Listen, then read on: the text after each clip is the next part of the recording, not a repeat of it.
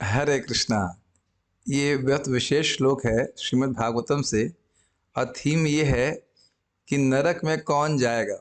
यमदूत जब अजामिल के प्रसंग में अजामिल को नहीं ला पाए तो उन्हें खिसिया गए थे। खिसियाना समझते कहते हैं भाई ये तो बड़ा दिक्कत है, कोई भी पाप करेगा नाम उच्चारण कर देगा तो वो मुक्त हो जाएगा।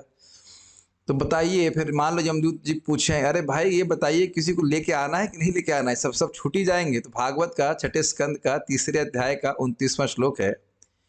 ये स्वयं यमराज जी बोल रहे हैं, स्वयं यमराज जी बोलेंगे कौन आ सकता है नरक में, लाया जा सकता है।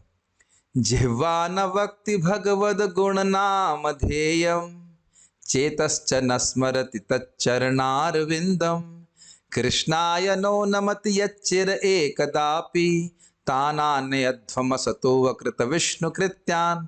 कह रहे हैं कि जिसकी जिह्वा कभी भगवान के गुण और नाम को नहीं बोलती, जिह्वा न वक्ति, वक्ति मतलब बोलना, जिह्वा न वक्ति भगवद गुण नाम ध्येय, जैसे भी मेरी जीव बोल रही है, ठीक है।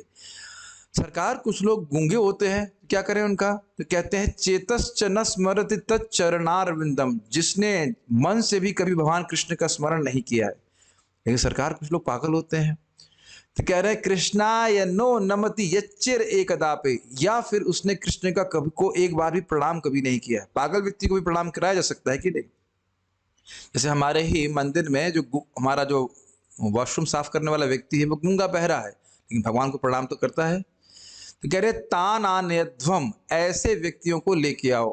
क्यों, कहते हैं असत है, अकृत विष्णु के, असत है मतलब अच्छे व्यक्ति नहीं, खराब व्यक्ति हैं। आप ऐसा क्यों बोल रहे हैं, तो कहते हैं अकृत विष्णु कृत्यान, वह कोई भी विष्णु के लिए कार्य नहीं करते। तो आचार्यगण बताते हैं कि भाई जब जीव से भगवान का नाम ही नहीं बोल रहे हैं तो समझ लेना चाहिए कि और भी कोई कार्य भगवान विष्णु के लिए नहीं किया गया। जब स्मरण भी नहीं कर सकते, फ्री का काम स्मरण करना, वह भी नहीं कर सकते, तो मतलब भगवान कृष्ण के लिए कुछ नहीं कर सकते, कुछ नहीं किया पूरे जीवन में। अब इस पे जीव गोस्वामी बड़ा सुंदर कहते हैं, ध्यान से सुनिए।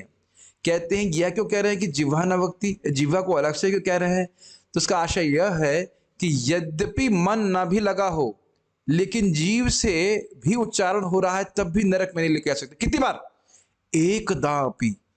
और आचार्यगण कहते हैं, कोई कहता है दिन में एक बार, कोई कहता है महीने में एक बार, कहता है जीवन में एक बार, कहते हैं ना, जीवन में एक बार भी अगर कृष्ण का नाम उच्चारण किया है, कृष्ण का स्मरण कर लिया है, या कृष्ण को एक बार भी प्रणाम कर लिया है, तो यमराज जी कहते हैं कि ना, तुम उसको कभी नरक नहीं लेके जा सकते। तो अब इस देखिए इससे क्या महत्वपूर्ण बात है।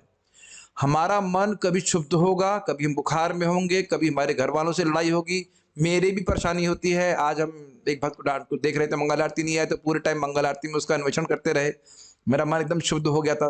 फिर भी जप करना है, जीव से उच्चारण करते रहना है, सुख में दुख में किसी भी स्थिति में भगवान का नाम उच्चारण करते रहना है। क्योंकि जीव से बोलने का अगर लाभ नहीं होता तो ये यमराज जी क्यों बोलते हैं यहाँ पे कि जीव से भी अगर बोला है तो मुझे नहीं लेके, आप नरक में नहीं लेके आ सकते हो। समझ रहे हैं। तो ये बहुत ही महत्वपूर्ण श्लोक है और भगवान के नाम का उच्चारण करने की महिमा का पे वर्णन कर रहे हैं। एक बार अगर बोला है तो नरक नहीं जा सकता। सोचिए आप इतना सारा जप कर रहे हैं, 16 माला जप कर रहे हैं पेट भर के, तो क्यों नहीं भगवान के पास जाएंगे। What is your opinion about it, I don't want to hear your opinion. ये opinion is given by Yamraj only, you will go back to god head. Okay, so let us chant Hare Krishna. Yes, even if you feel miserable right now, Hare Krishna, still chant Hare Krishna. कम से कम जीभ से तो बोलिए। कोई गूंगा तो नहीं है, गूंगा कोई बोल के बता भाई, गूंगा तो कोई नहीं यहाँ पे ना, ठीक है ना, पागल भी नहीं कोई दिख रहा है मेरे को, ठीक है। तो सब लोग उच्चारण कर सकते हैं, उच्चारण कीजिए।